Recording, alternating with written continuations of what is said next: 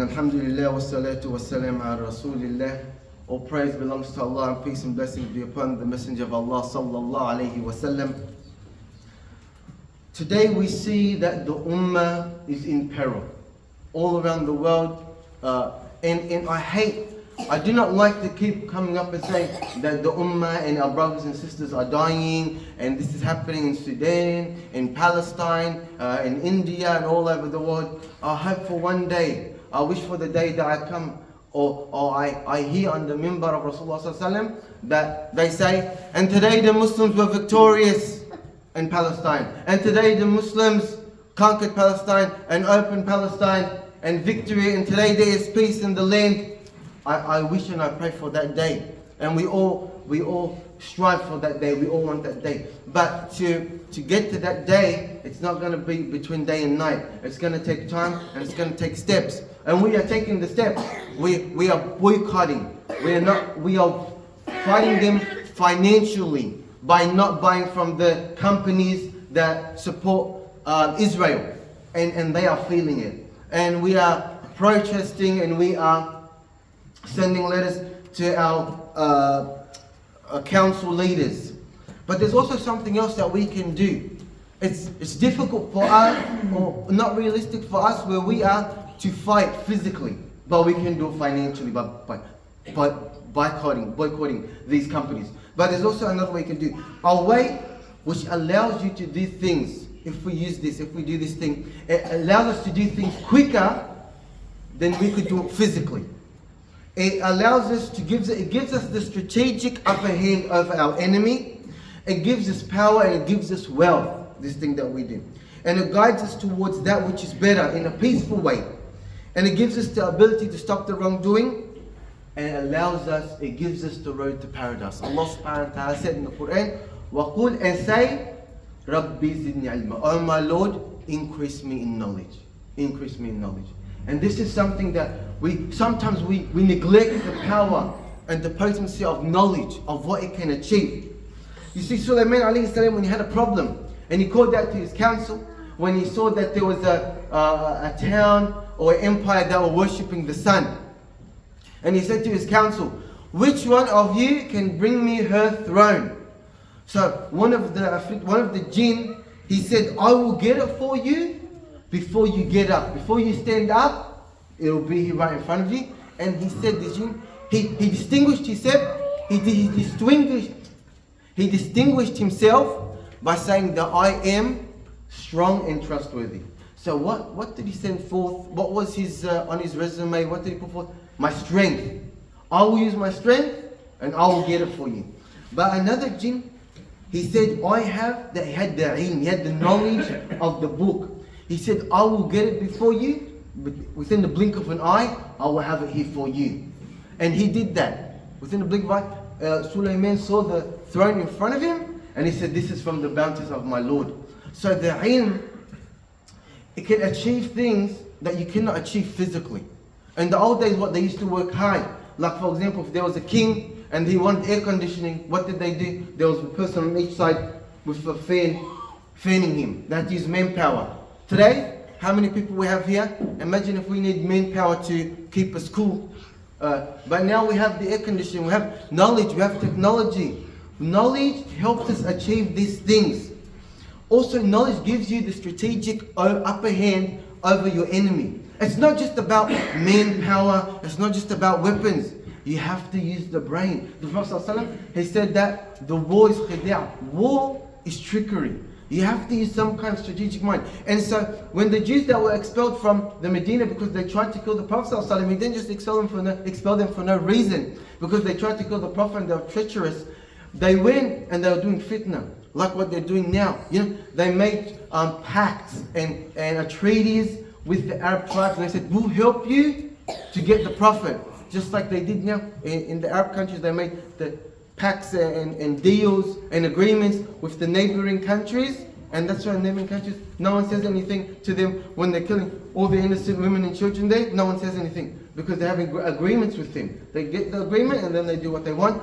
So 10,000 came to the Medina to siege the Medina. What were they to do? How could they defend against 10,000? but there was a man there with knowledge. He used knowledge.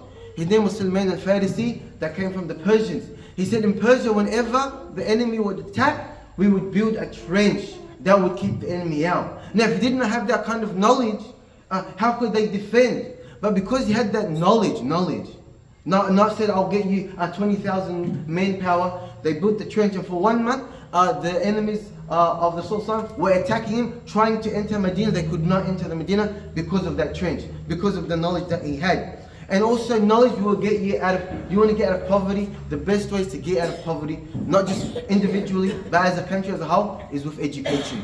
Education will get people out of poverty. And if we have a look at an example, I'm not talking about many years ago, just recently in our times, in 1960, Iceland was one of the poorest countries. And if you compared it with Italy, that the average income, Italy was 6 times higher than that of Iceland. Fast forward to today, Iceland's average income is double that of Italy. How did they achieve that? It was through knowledge. They love reading something scary how much they love reading. That if you were to get an average of like 1,000 people, I have 1,000 people in Germany, I have 1,000 people, 31 people will have written a book. If you look at USA, 34 people have written a book out of 1,000. In Japan, 37 out of 1,000 would have written a book. Now look at Iceland, how much? Out of 1,000 people, how many people have written a book? 238. 238 people would have written.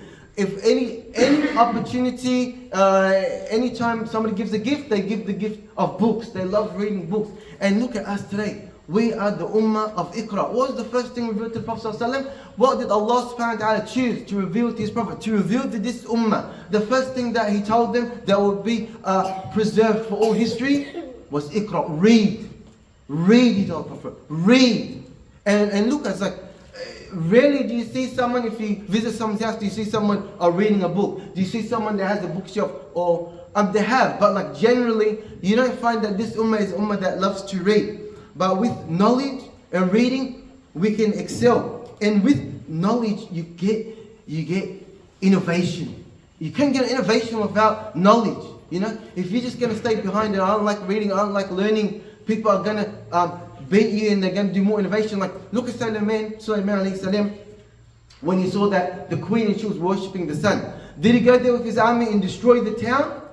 No, he called her to that which was better. He invited her to see her throne. When she went to his palace, she saw something that looked like water. Never seen anything before in her life. She lifted up her dress because she didn't want to get her dress, her gown wet. And he told her, this is crystal, this is crystal, the floor is made of crystal, not water. She had never seen anything like this in her life, this kind of technology. When she saw this, she said, I've been wronging myself, worshipping the sun. And then she submitted to the Lord of Sulaiman, to Allah subhanahu wa ta'ala. Because of course people want that which is better. You know, not like these Western countries that talk about human rights and the rights of others. Look what they did. Every country they go to, they plunder and they kill its people. Look at the poor indigenous people of this country. When the British come, did they come and tell them, look, I'll show you a better way, I'll show you how to build a house, I'll show you this, I'll show you that? No, they just destroyed them, took their land. Even still today, they're taking, it doesn't matter if it's a sacred site. If there's something in the land, if there's iron ore, they dig it and they take what they want, you know. But they speak about, you know, human rights and they say that Muslims are terrorists, but it's them that are committing the acts of terrorism. But also, we need knowledge to defend against, because today, the war is not just with the sword and guns and weapons, it's also technology. Like this Israeli company is Israel, right? You know, like the worst criminals, the most corrupt country. Most countries create programs to stop viruses. Most countries, they create, companies create programs to stop viruses. But Israel is creating the virus. They're not doing something to stop virus. They have a virus called Pegasus, right? This virus is so powerful. Like today, spyware, you have to click a link. You get a link saying the tax office, you have a refund of $1,000. Click on the link to get your money. You might click on it and say, oh yeah, you put your password and things, and it steals all your information and it takes your money. This Pegasus, you don't have to press anything.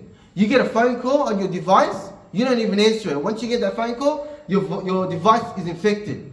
On that device, they can go through all your messages, all your contacts, look at your location, find where you are, pinpoint where you are exactly.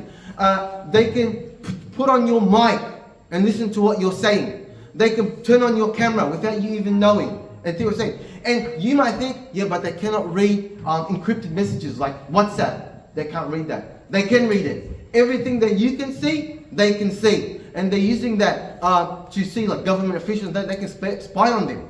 And no one can use it except for who Israel allows to use it. If a country says, I want to use your spyware, if Israel says, no, I don't want to use it, you can't use it. So they have that kind of technology to spy on us, you know. So we need innovation to try and stop this. And the best things, if no other reason of seeking knowledge, then this reason is enough. The Prophet ﷺ, he said, whoever seeks a road to knowledge, Allah subhanahu wa ta'ala will make the road for Jannah easy for him.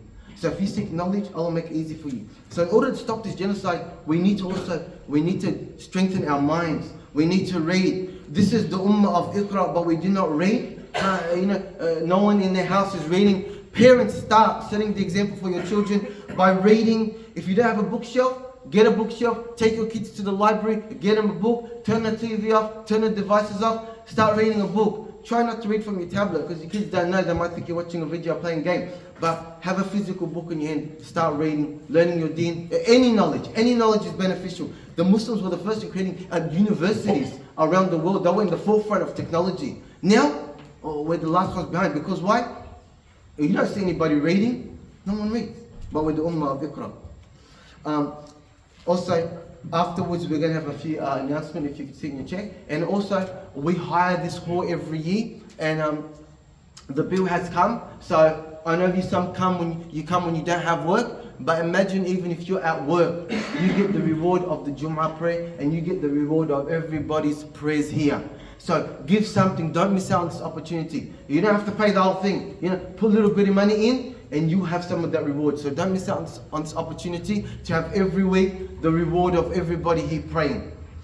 هذا واعلموا أن الله سبحانه وتعالى أمركم بأمر عظيم أمركم بالصلاة والسلام على النبي الكريم حينما قال إن الله وملائكته يصلون على النبي يا أيها الذين آمنوا صلوا عليه وسلموا تسليما اللهم صل على محمد وعلى آل محمد كما صليت على إبراهيم وعلى آل إبراهيم في العالمين إنك حميد مجيد اللهم بارك على محمد وعلى آل محمد كما باركت على إبراهيم وعلى آل إبراهيم في العالمين إنك حميد مجيد وارض اللهم عن الخلفاء الراشدين وعن أزواجه أمهات المؤمنين وعن سائر الصحابة أجمعين وعن المؤمنين والمؤمنات وعن جمعنا هذا برحمتك يا أرحم الراحمين اللهم اجعل جمعنا هذا جمعا مرحوما واجعل تفرقنا من بعده تفرقا معصوما ولا تدع فينا ولا معنا شقيا ولا محروما اللهم اجعلنا أمة اقرأ نقرأ ونتعلم ونتفقه في هذه الدين ربنا آتنا في الدنيا حسنة وفي الآخرة حسنة وقنا عذاب النار عباد الله إن الله يأمر بالعدل والإحسان وإيتاء ذي القربى وينهى عن الفحشاء والمنكر والبغي يعظكم لعلكم تذكرون وأقيموا الصلاة. الله أكبر الله أكبر أشهد أن لا إله إلا الله أشهد أن محمدا رسول الله.